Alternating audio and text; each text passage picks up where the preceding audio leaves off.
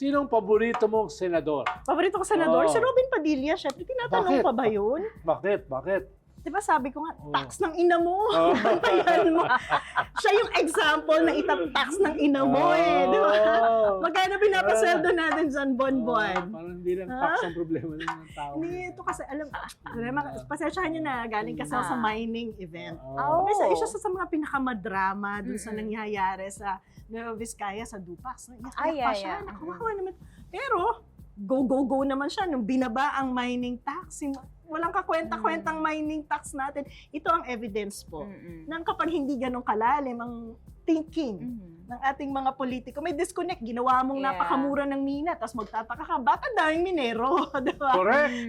Oh, hindi ba kasayangan ng tax yan? Binoto-boto ko, pinapasweldo ko, tapos interest ko. Sino pang ikalawa na senador na Ay, gusto syempre mong yung, ngitian? syempre yung Oo. subject ng ano ko, ng oo, buntong yung rap bago ko, mo- diba? Bago mong kanta. Minsan, Ang title nun? Unwrap the Corrupt ba 10K. yun? Ay, 10K!